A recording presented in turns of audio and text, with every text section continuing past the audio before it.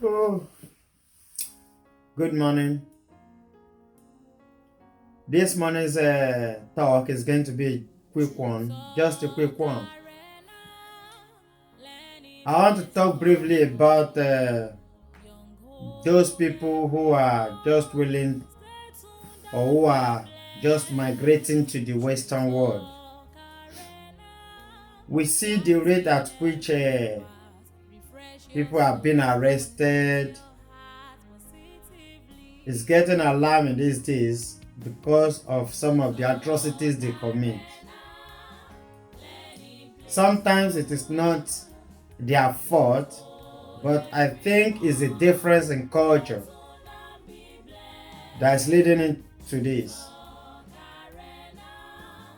In Africa, the way we relate with others is far different from the way things are done in the United Kingdom or America or some other places.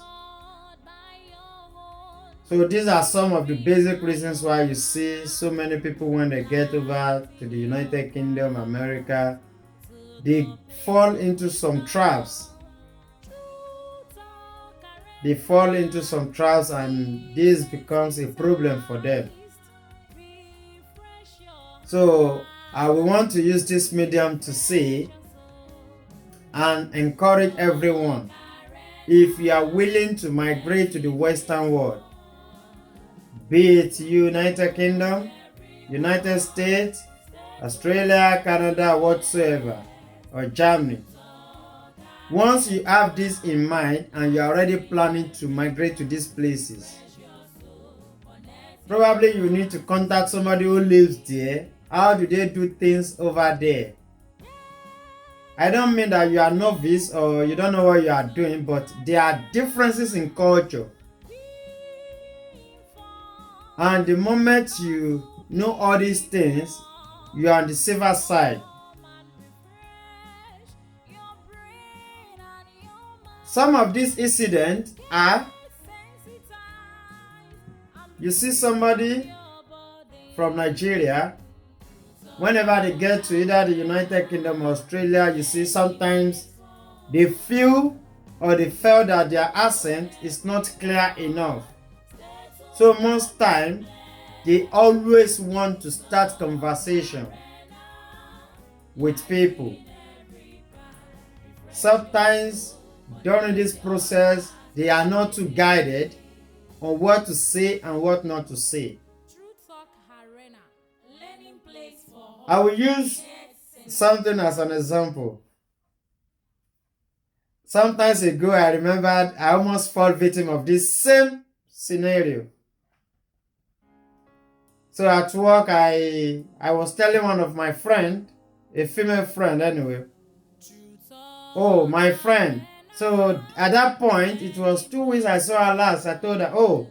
So when I saw her, I told her, my friend, how are you? Yeah, she answered and we began conversation.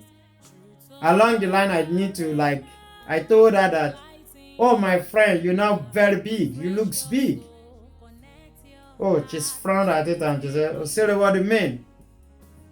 So I thought it was my accent that wasn't clear enough. Then I need to repeat what I said. You now look big. She said, big how? Fat. I thought she doesn't understand what I was talking about. Then I began to describe. You look big. You look fat. And people are around her, so she felt someone. She never displayed to be annoying, but so after so many times of describing and she later did, I said, oh, you mean fat? I said, yeah, you look fat. Now, oh, okay. Thank you, Cyril. And she left. So what happened after then? She went back to her office and she cried all day. This is somebody that when she sees me at every point, she starts conversation sometimes and she will always greet me first, talk to me, interact with me. But after that scenario, if she meets me at any corner, she has to what? Take another route for over 6 months. Then I felt bad within me. But on that fateful day, When she got back to her office and she was crying all day, the manager in our own office then used to call my supervisor at work and told him that, oh, Siri said this to this person. So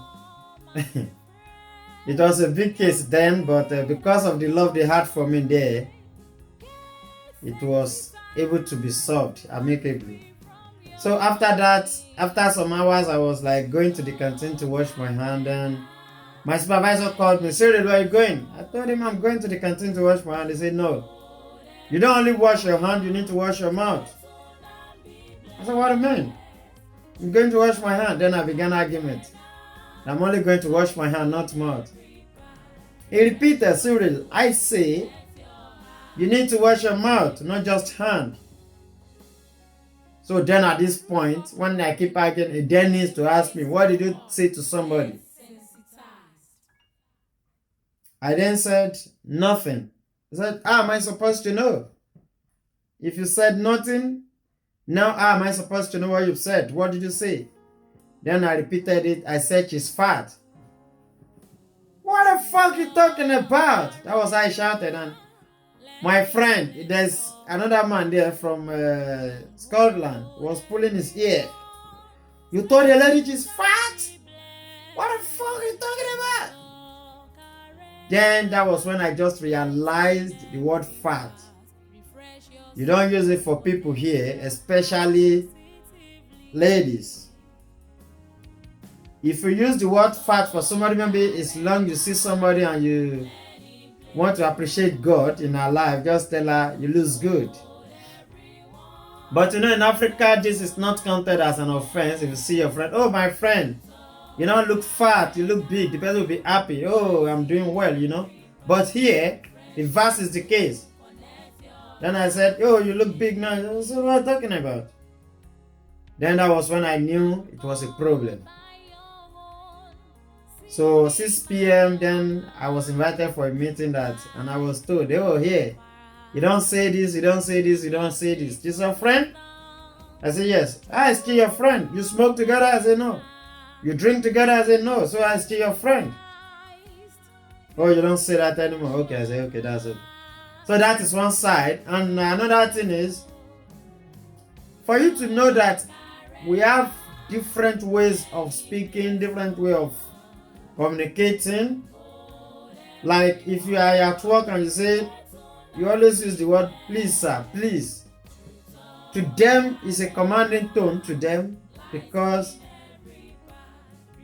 they don't use such words. Here, you rather say, can you help me? Can you shut the door?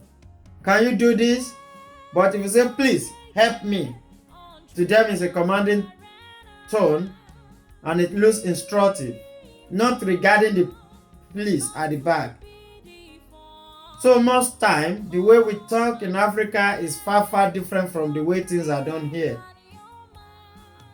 Like if somebody gives you something, or somebody picks up something for you on the floor, you must say thanks. You must appreciate that person.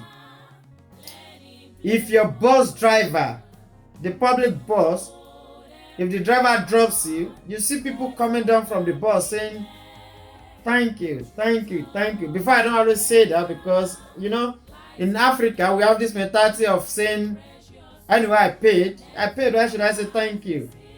But to them here, it's like a culture. You see everybody coming down saying, thank you, thank you, thank you. So you need to learn so many things if you know you are just coming abroad to places like United Kingdom, America, United States, and to other places. You need to adapt with the new system and the way things are done. But before this is late, you need to start learning before you even leave your country, once you are processing to move abroad. And this is to warn so many people who are always going to toast young children. Most time we've had cases of Nigerians, Ghanaians going to meet girls of 14 years, 16 years. Yeah, we know it's actually not your fault, because most time when you see a girl of 12 years, it's like a girl of 23, 24 years. So most time you need to verify the age, and majority of these children, most time when you see them going to school, you see them with iPhone 14, iPhone 15, iPhone 12. So they are always constantly online as well.